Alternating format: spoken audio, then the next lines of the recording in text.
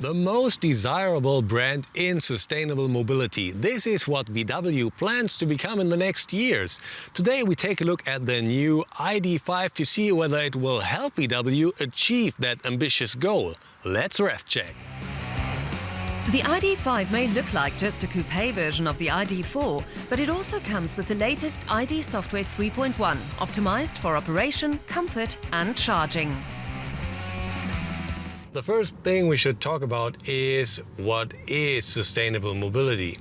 Of course, this has a wide variety of different aspects, so for the sake of time, we're just going to break it down to the most basic ideas. Number one is the idea that the vehicle should not produce more emissions than the ecosystem can regenerate. Electric cars are generally good on that front since they don't emit any CO2 locally while driving. Unfortunately, CO2 is also an issue during the production of cars. A battery electric vehicle starts with a rather high amount of CO2 during the production. A combustion engine car, on the other hand, will start with a comparatively low amount of CO2, and then for each kilometer it drives, it will slowly and steadily climb.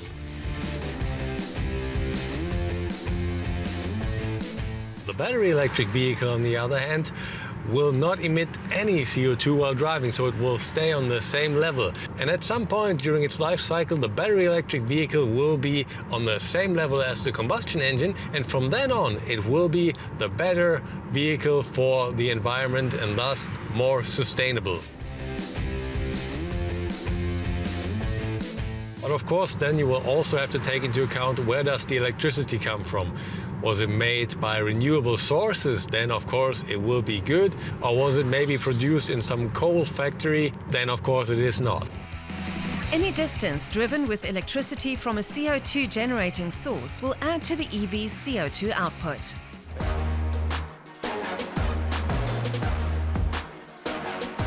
Another aspect of sustainable mobility is the use of recycled and recyclable materials. The interior of the ID.5 is free from animal products. Just as all the other recent VW models, the ID.5 is left with the problem that it does not have any physical buttons in the interior. You have these touch points right here. They will give you an acoustic feedback, but that's not the same. And the same goes for the climate control. That's also touch.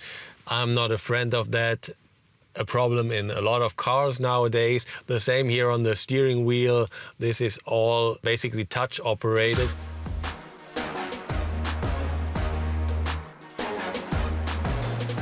So if you're looking, for example, to adjust the temperature, you will have to look what you're doing, because from not looking at it, you will not feel the difference. Whether you're on plus or minus, you will have to look at it. That's why I prefer, for example, a turning knob like you had it in older VWs or other cars. That way you will instantly feel click, click, click once you change the temperature.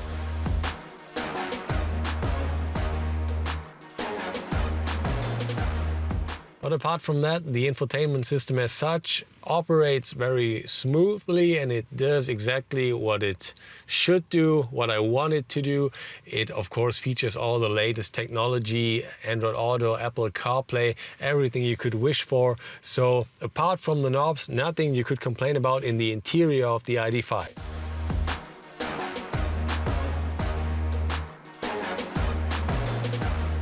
The space in the back is definitely good. The seat is very far to the back. There is a lot of space at the front, and I still have some space left back here.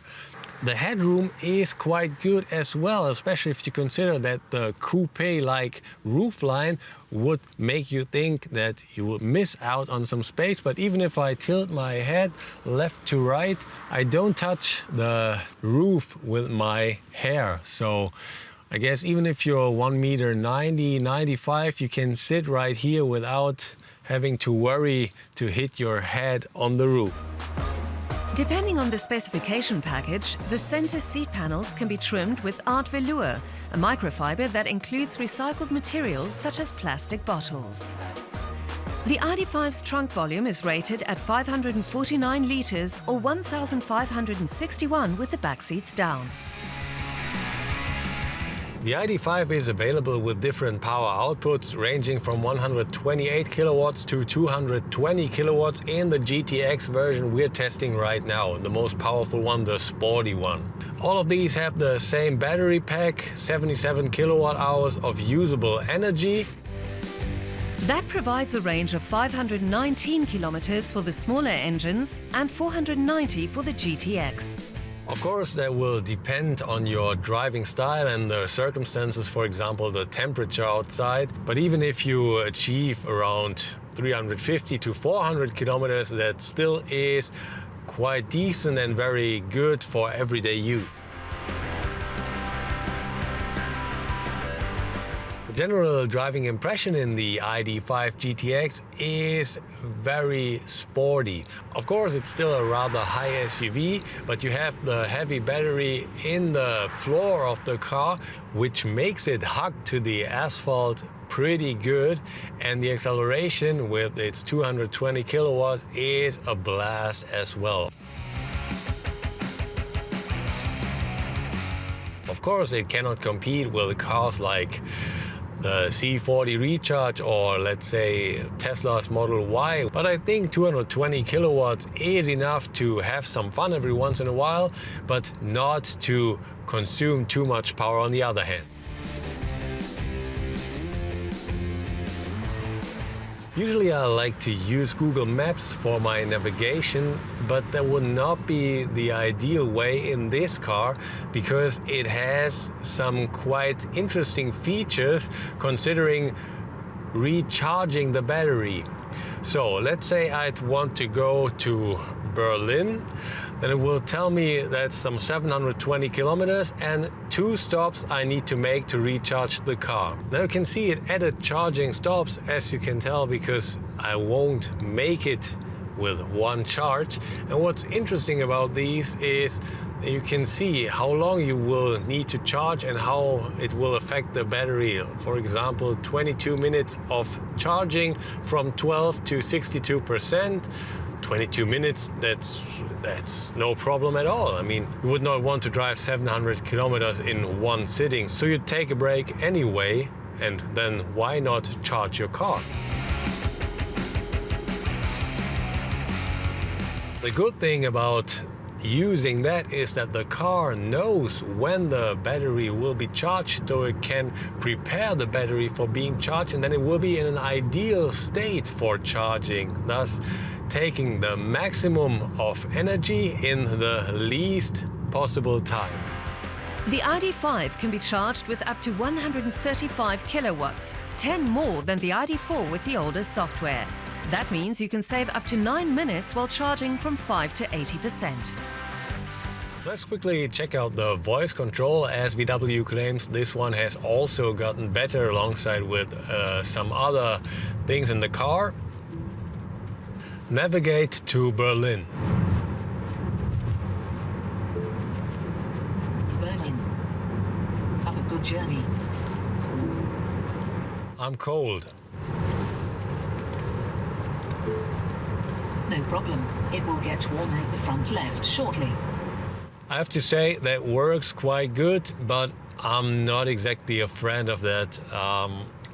I prefer doing things like adjusting the temperature myself with buttons.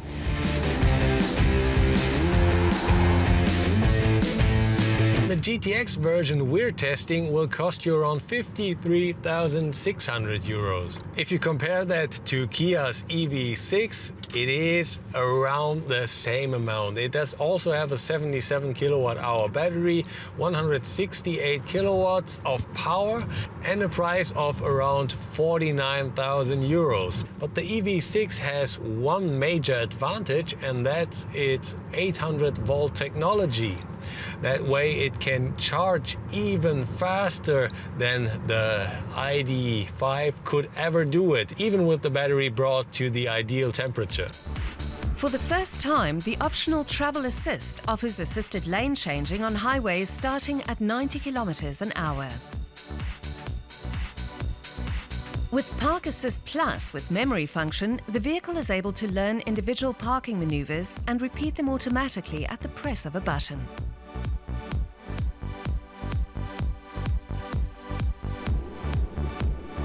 In the end, my final verdict on the new VW ID.5 GTX, a very good looking car with some nice tech, a decent range and almost nothing that you can complain about. The price is okay as well. The only thing is it is rather big, so considering the idea of sustainable mobility, maybe a smaller car like the ID.3 would be more helpful to keep the cities cleaner, because ID.5s take more place than ID.3s. The ID.5's updated software with partially autonomous driving and optimized charging was a good upgrade. On the downside, the purely touch or voice-operated interior is not for everyone.